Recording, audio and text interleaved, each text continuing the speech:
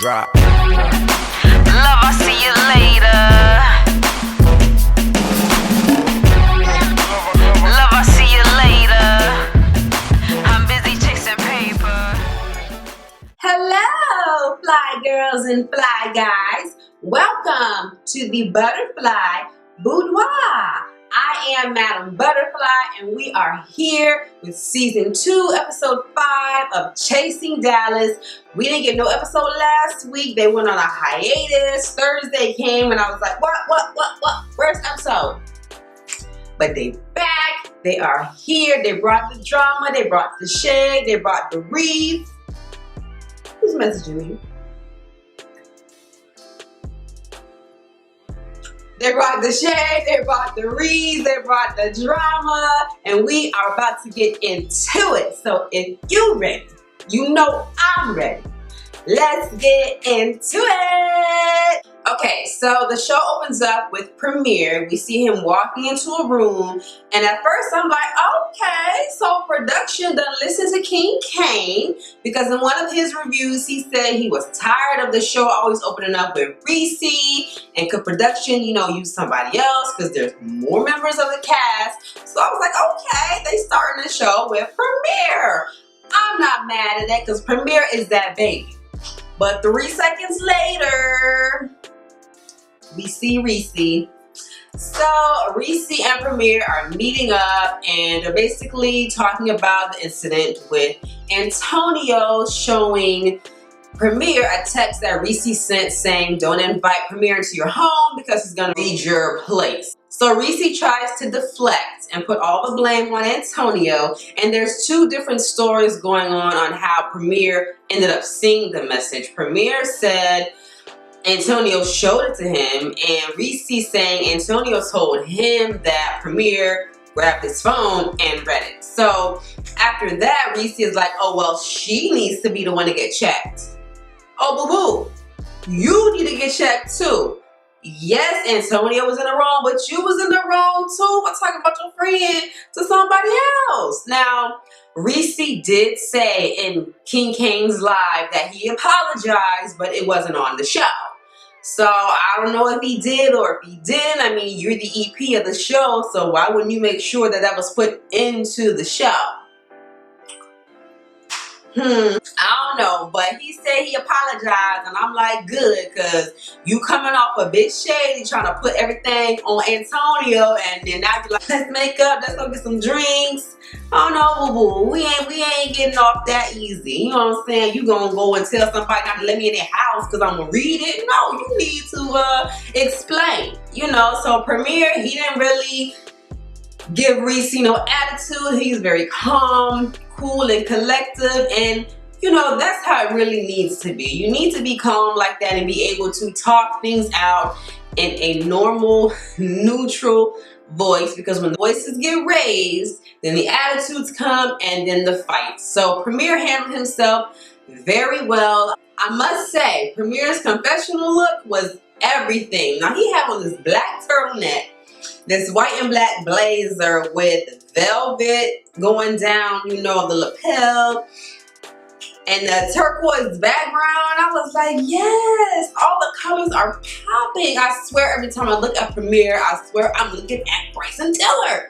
Like, I swear they could be brothers, twins, cousins, just related in some type of way. They made up, now they're cool. Next, we see Dior. Now, Dior is going to a young lady's house whose mom got scammed out of $600. She was trying to get a dress made for her daughter for her prom, and apparently she got scammed out of her money. So Premier got a phone call from one of his friends to see if he could do anything to help out this woman and her daughter. So Premier went and he did her hair. Now, I was thinking, since she got scammed out of $600 for her prom dress, I thought, Premier would give Ariel a call, since she's a designer, and have Ariel, hey, can you donate, one of your pieces, or, make a little something real quick for this young woman who got scammed out of her money. That's what I thought was going to happen. But, Dior just went and did the hair. I'm not sure if he did the makeup. I think he just did the hair. But It turned out very nice. She's very beautiful. She had on a black sparkly dress. It was okay. It was cute. Her date had on a blue and white suit. Now, why weren't they matching? Isn't that how it goes now with prom? Like, I swear I see photos all the time of a girl in maybe like a red dress, and then the date has on, you know, his black suit, and he got touches of red in it, either like a red vest or got a little red flower. You know, they're matching. These two were totally off sync. She had on all black, he had on blue and white. I'm like, okay. Dior did a good thing. He made her happy. She had all her people come out. They was like, yes, we about to get on TV. So, you know, everybody came out. They wanted to be on camera. I ain't mad at it. But, you know, it is what it is, and it turned out lovely. Next, we see Carrie D and Lyndon James. Now, I don't know why so many reviewers get his name wrong, but they call him Landon. His name is Lyndon. Lyndon James. Say it with me, Lyndon. Okay. So, Carrie and Lyndon are on their way to the airport. They are flying out to Atlanta, Georgia. Carrie has been invited by Oliver Twist to perform at a show that Oliver is having, and they're also going to record. Now we get to Georgia, and Carrie is performing. The room is, you know, nicely lit with the purple and the pink hue color. You know how that club environment looks. And Carrie is just singing his ass off. We know Carrie can sing. He's got the vocals. He's hitting the notes, the runs. He's just doing a good job. The only thing is he was not working the floor, the space, the performance area. He was really just standing in one spot, you know, maybe turning from left to right, side to side. But he had so much space that he could have and should have utilize. You know what I'm saying? When you're performing, you want to be able to reach all of the people and make everyone feel welcome. You know what I'm saying? So like, go to that side of the room, sing to the people over there, sing to the people over here, sing to the people in the back. You know what I'm saying? So that was the only critique that I had, you know, just to make sure that you utilize your space. You know what I'm saying? Stage presence is everything. And you can have an amazing voice, but if you don't have stage presence, if you can't put on a show, then, you know, it might be null and void. But nonetheless, Carrie can sing. We all know that. This chick behind him must be new, because she was like, are you singing? He said, I heard you was looking for me. What? Yeah, I know. Like, what? What?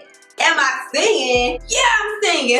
Like, I'm saying, like, Carrie hit them notes on her, you know, just to show her I'm live, this is real. You know what I'm saying? Yeah, the track playing in the background, but I'm singing over it. You know what I'm saying? We see a commercial, and it's Carrie and Lyndon talking about their new single, Blow Your Mind. Now, when we first heard about this song, it might have been episode 2, when we were in Carrie's living room. He was going over the song, and I initially thought it was Carrie's next single. I had no idea him and Lyndon were in a group. You know what I'm saying? Like, I knew Lyndon helped him with some of his writing, but apparently they are in a group. They are called Roommates, and the song that Carrie was writing to is now their song. It's called Blow Your Mind. Now, when I heard it in the episode, when they were going over it in Carrie's living room, I loved it. But hearing it now, the finished product with both of them, it seems like it's a little bit faster than what it was when we first initially heard it. It seemed like it was very, like, Carrie was smooth with it and just riding the beat. You know what I'm saying? Now it seems just a little bit sped up. Just a little bit, in my opinion. But the song is still dope. The beat is still dope. I fell in love with the beat as soon as I heard it. So I will definitely still get the track. You guys, please be sure to go support Roommate. The song is fire. They both can sing, so we know they're talented. So I am here for Roommate. So now we get to my girl, Miss Imani Ben Zep. And she is here to fix your shit. Now, Imani kind of let me down in the intro because her energy was not there like it usually is. She was just like, I am Imani Van Zap, and I'm here to fix your shit. I was like, wait a minute. What happened to all my What happened to all of that? Nonetheless, Miss Imani still delivered. So she gave us the strongest of the week, and that went to Ariel. She made a comeback at her show. Imani gave her 10s across the board, and I agree. She did a great job at her show. She looked amazing. It was a great show. Now, the weakest obviously went to Markel. He was doing too much. He was showing out. After the show, he tried to start something with Reese, trying to reach out and touch somebody like, woo, this is not Diana Ross. We are not reach out and touch somebody. No, boo-boo. Then he gonna walk off and whoop, throw some ice behind his back. Now listen. If you want to do something, throw something at me, do it while I'm here in your face. Why are you going to walk off and do it? Come on now. Come on now. Don't be a coward. Imani agreed with King Kane, saying he looks like Skeletor. Now, what got me was she said, and I heard he run around here with misspelled Dr. Seuss books. I hollered. That was so funny. I was like, not misspelled Dr. Seuss books. Like, come on. Imani be killing this. She was amazing. Her review was on point, which it always is. So, yes, kudos, Imani. So that was Miss Imani Van Zap's recap, letting them know how to fix their shit. Next, we get to King Kane, Rock, and Trey Womack. So they're all meeting up at this lingerie sex store. And first we see King Kane and Rock. They're going through some underwear, and King is talking about how something would look good on Trey, and he says her or she, and Rock is like, oh, is that a girl? And he's like, no, it's a boy. And he's like, oh, because you said her. And he was like, oh, that's just a ism. Rock, he's like, oh, well, just let you know, don't get into me. And Kay was like, oh, that's not your thing.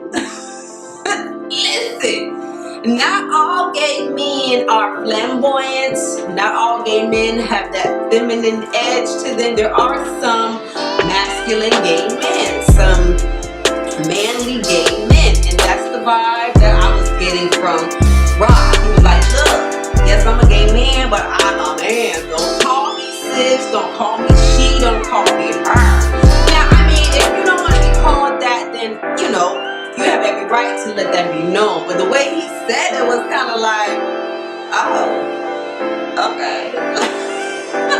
Like, okay, like he kind of said it a little harsh, you know what I'm saying? And Kane wasn't even talking about him, he was talking about Trey, but, you know, I guess Rock just wanted to put it out there like, look, I'm a man.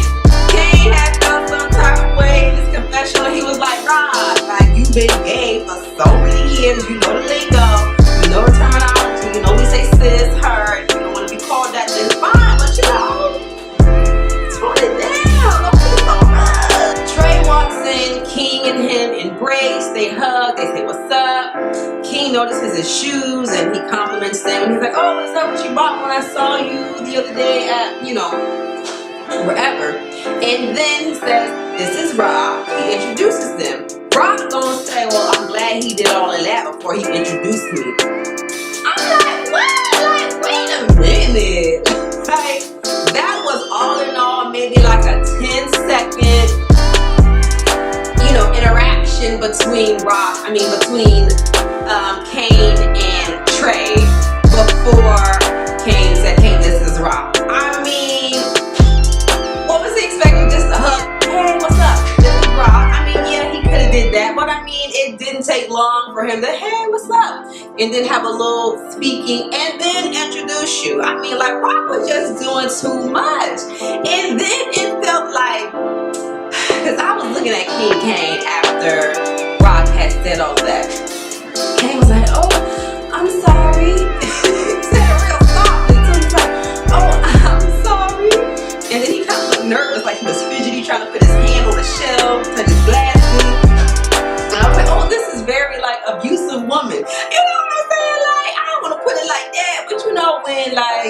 You seen the movies like, what's that movie? Like that Tyler Perry movie where the woman at the end, she ends up throwing the hot grits on the man. But you know, when they would be out or whatever, he would say something, whatever, and you know, I'm sorry, you know, he act really nervous and you know, try to play it off. That's just the vibe I was getting from King K. Like it felt like Rock made him feel like he was doing something wrong, and Kane felt like he had to apologize for it. Like, that's just the vibe that I was getting. I'm like, don't just be apologizing, Kane. They walk around through the store, they're looking at different toys or whatever. Trey says he doesn't know who Rock is. He ain't never seen him before. So then Rock was like, well, you ain't never seen me. Let me show you right here what I am, what I do. Trey's like, oh, okay. Yeah, he got a dick. I got one too. Now, he was saying how, you know, I thought he would have an anaconda. He got more like a garden snake. I'm like, oh, okay. Now, everybody else has been talking about how Rock is this well-known porn star and how big his thing is. Like, everybody has said how big it is. Trey is the only one to say, well, you know, I mean, it's a dick. I mean, what you want me to say? I got one too. You want to compare? I mean, I'm like, well, I don't know if it was shade, if he was hating. I don't know. I mean, Trey said you seen one dick, you seen them all. Some say this, some say it ain't. Tomato, tomato, potato, potato. I remember seeing in the coming up scenes, they had showed Trey, King Kane, and Rock walking outside, and Trey was like, why you folks around here so nice when they're not kicking folks out? I wanted to see that part. Like, and they never showed it. Maybe they'll show it on the next episode. It looks like that was them leaving the store. And Trey was like, why people around here so nice when they're not kicking folks out? I was like, what conversation was that? So now we get to the last part of the show. Dun, dun, dun. All right, so we get to George's apartment. George is having a weenie roast.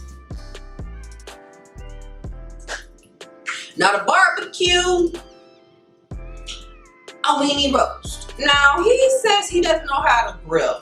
Now, Duran seems to be the most manly one there. I would think at least put Duran on the grill. Like, do he know how to grill? I mean, it really ain't that hard to grill. Just put, you know, just put the meat on the grill. Let it sit. The grill do all the work. All you gotta do is flip it. In George's confessional, he says he invited Reese over to his place before everybody else because he wanted to make sure all the drama had died down between him and Markel. But now when we get into the apartment, George says he invited Markel, and Reese's like, oh, okay. And George is like, what? Did I miss something? And then Reese starts telling him what happened. And George is acting like he don't know nothing. But in the confessional, you said you invited Reese over there earlier before everyone else to make sure there was no drama. So how can you act surprised when you said you wanted to make sure there was no more drama? So you obviously know something. Even Reese said that in his confessional. He was like, as close as him and Markel are, how you gonna tell me you don't know nothing? What's going on, Willis? So they get down there, Duran comes, Dior comes, and then here comes Markel. As soon as Markel comes, Reese gets up, he goes and sits with Duran. Now Duran took off. Like, he went, like, as soon as Markel came, Duran took off and he went to sit down in the cut. Like, I don't know if y'all noticed that, but Duran was sitting in the back and he was just chilling on the bench watching everybody else. And that's where Reese went. As soon as he got up, the tablecloth started blowing, and Markel was like, see, she was blocking the wind. All the tablecloths are blown up now. It was just a mess. So then Reese comes back to the table, and him and Markel start going at it. Markel is like, what do you have to offer? What are you selling? What's your product? And Reese was like, baby, this whole show, this whole platform is my product. Fully funded, boo-boo. Markel was like, he was just trying to find something to come back with, but how can you top that?